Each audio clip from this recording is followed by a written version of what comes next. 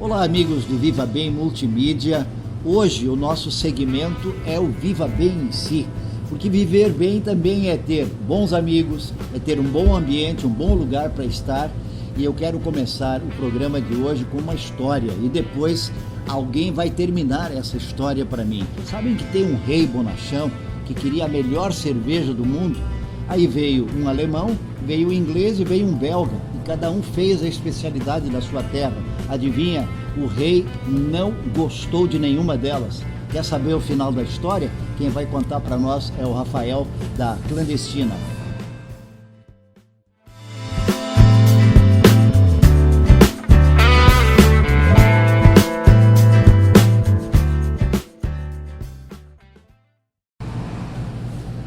Rafael, termina essa história.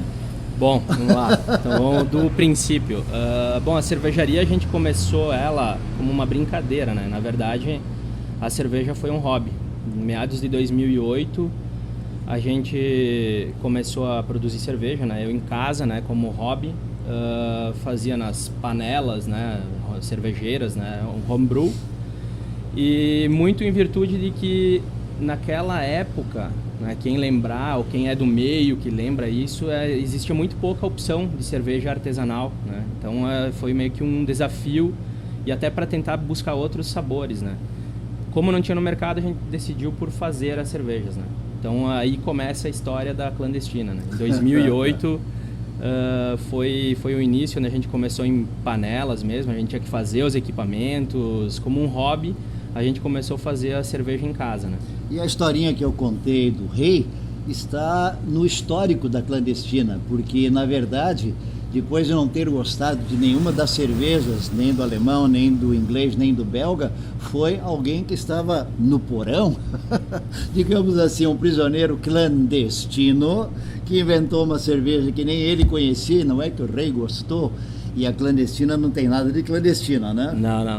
Aliás, uma brincadeira que a gente faz é que a nossa Clandestina é a única legalizada que tem. Aliás, a questão de nomes de cerveja é muito interessante. Eu tenho notado que nas artesanais o pessoal gosta de dar um toque de humor, principalmente. Sim. Também na cerveja, né? Sim. Tem várias linhas, né? Tem a linha do pessoal que faz uma coisa mais clássica, né? Sim, tem o pessoal que brinca um pouco.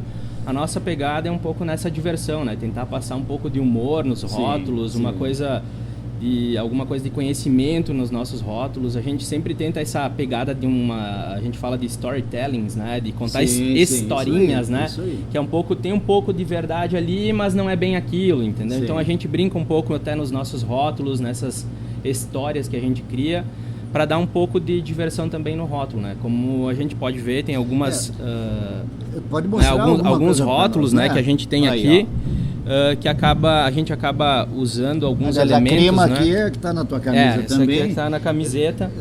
Cada rótulo também tem uma história para ser contada, além do tipo de cerveja. Tem, né? E a gente tenta dar uma personalidade para a cerveja através do rótulo. E só para voltar à história do rei bonachão, ele gostou tanto que fez um mês de festerê depois, e o homem dá-lhe fazer cerveja clandestina, mas não essa daqui. Quantos sabores vocês produzem?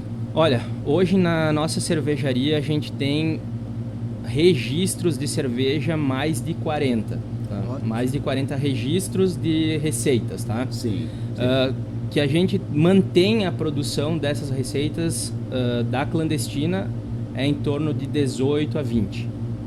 Receitas que a gente durante o ano vai fazendo alguma coisa, algumas são sazonais, algumas são de linha, e a gente sempre tem uma pegada de criar criar cervejas novas, receitas novas durante o ano. Então esse ano, provavelmente 2020, faremos receitas novas. Já nesse mês a gente já está com algumas ideias.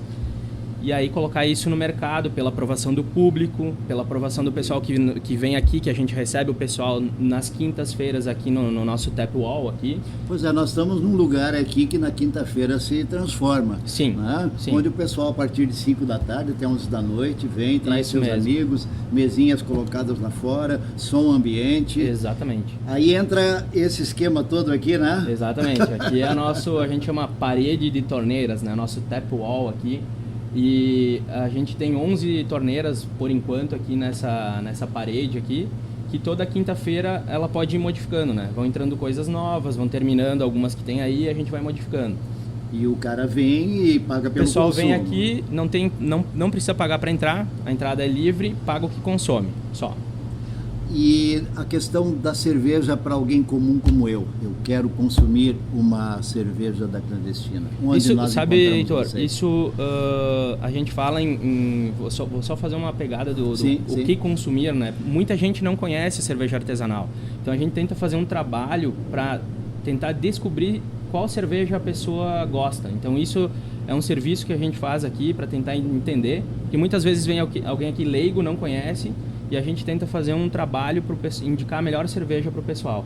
E para encontrar nossa cerveja no mercado, a gente está em alguns pubs na cidade, né, alguns restaurantes, está em algumas lojas especializadas, né, e por aí vai, né? Aqui, principalmente em Novo Hamburgo, São Leopoldo, aqui no Vale dos Sinos. Isso se eu vou num ambiente para onde vocês são os fornecedores. Isso. Mas é possível comprar na própria empresa? Sim, é possível comprar direto Como é que aqui na funciona fábrica. isso? Venda online ou o pessoal bate presencial aqui? mesmo, bate presencial. aqui, isso, né? A gente tem algumas opções, tem garrafas, né, de vários tamanhos. Sim. A gente tem a opção do growler, que é uma garrafa que ela é retornável, então você adquire essa garrafa e aí pode vir aqui encher ela, né? Termina, volta, enche, então ela fica nesse processo. E aos kits, né? Onde tu Também pode escolher os diferentes sabores, montar na hora, o kit. monta e faz. Sim, sim. Muito bacana isso. A receptividade, vocês estão quantos anos no mercado agora? Olha, a gente tem a planta, entrou em operação em 2017. A gente montou a nossa infraestrutura em 2016. A operação comercial começou em julho de 17. Então a gente está aí há 2 anos e meio, 3 anos. Isso mesmo. E tu sente, porque o mercado da cerveja artesanal, ele cresceu nos últimos anos. O mercado da cerveja artesanal, ele gradativamente ele vem aumentando, né? Sim, é um trabalho de formiguinha sim, que quem é do meio vai fazendo, né? E as pessoas, em função da qualidade dos produtos e em função da qualidade de vida que elas querem ter, das opções do dia a dia, de beber bem, comer bem, aquelas que entram nesse mercado, eu vou dizer, é difícil elas saírem. Então, a tendência sempre é ter esse aumento, mesmo que aos poucos, no segmento. E a gente está vendo isso até pelos nossos próprios resultados aqui. E assim como tu, com certeza, outras empresas, que eu não vou chamar de concorrentes, porque eu sei que vocês têm uma amizade muito forte, tanto que os encontros de cervejeiros são uma festa. Tá todo mundo a FENAC junto. tem feito eventos Muito lá bom. com 7, 8, 10, né? E o pessoal se dá bem e está numa boa, mas cada um quer dar a sua pitada, né? Sim.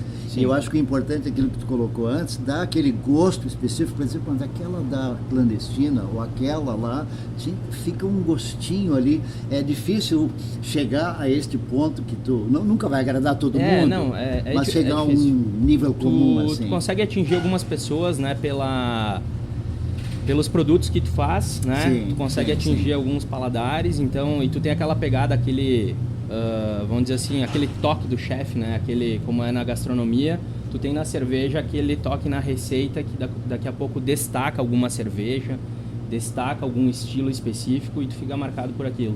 E vocês têm isso também no histórico, no site, no Facebook de vocês, né? Sim. Onde já explica não só o histórico, mas o que tem de teor em cada cerveja. Sim. Eu achei interessante, vocês têm 3 tipos de classificação, né? Isso é conta essa história na também. Pegada da brincadeira, né?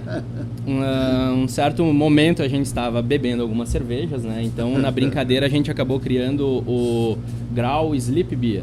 O que é isso, né? Então a gente fez uma brincadeira que assim, é o grau de o quanto tu precisa tomar para pegar o sono rapidinho. Para aquela cerveja te derrubar, entendeu? Então, isso tem alguns parâmetros, né? O quanto ela é fácil de beber, qual é a graduação alcoólica. Então, isso a gente explica um pouquinho como é que é esse grau Sleep Beer aí, que a gente fez uma brincadeira nos nossos rótulos. E o teor alcoólico de vocês, ele varia de quanto a quanto?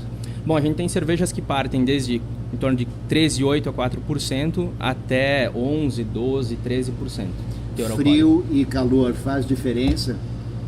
Pra gente faz, né? A gente tem muita sazonalidade, então a tendência no inverno é de tomar cervejas mais fortes ou que pareçam ser mais fortes, né? E acabou se criando isso na nossa cultura cervejeira de que sim, no verão cervejas mais leves para refrescar mais geladas, no inverno cervejas que tendem a ser mais alcoólicas ou parecem aquecer mais no inverno, né? Então isso acaba acontecendo. Eu estou aqui numa quinta-feira à noite, chego no balcão, como é que a gente vai ser servido aqui pelo mestre Bom, Rafael? supondo que não conheça, a gente tenta criar criar um e criar uma ideia de o que a pessoa está mais acostumada a beber, para não criar uma distância muito grande daquilo que ela está acostumada a tomar para uma cerveja que daqui a pouco vai desagradar. Então a gente tenta fazer esse reconhecimento primeiro. Se a pessoa já conhece, então solicita o estilo, a gente tem cardápios que mudam toda quinta e a gente acaba tendo 11 opções diferentes toda quinta-feira. E aí a gente acaba fazendo o serviço. Eu vou ficar com uma clandestina. Então vamos lá. Bom, já que nós estamos Solicitou aqui, o serviço, vamos lá. a gente vai servir aqui uma clandestina. Ah, tem detalhezinho, né? Tem essa, temos vários estilos. Ok. Vamos servir essa aqui. Tá bom, vamos lá. Tá bonito. Aí você vê o que faz o artesanal, porque a gente está acostumado a usar o termo artesanato ou artesania mais para trabalho manual, né? Mas aqui não, é a cerveja trabalhada com cuidado, no toque, e o detalhe importante que o Rafael colocou aqui, para poder exatamente chegar próximo do gosto, da vontade do cliente. Eu prometo para vocês que eu não vou beber essa cerveja, porque eu estou trabalhando, mas neste dia 12 eu vou ter motivo de tomar uma dessas, porque minha esposa e eu vamos estar completando 46 anos de casamento. Estamos exatamente neste dia 12 completando 46 anos. Então, Rafael, fica para o aniversário de casamento, o brinde. Com certeza. Aqui. E a você, muito obrigado pela sua audiência mais uma vez no Viva Bem Multimídia. Rafael, obrigado a vocês, obrigado. Sucesso no empreendimento, com certeza. Valeu. Vamos estar outras vezes aqui. Legal, vamos lá. Valeu, muito obrigado. Até semana que vem.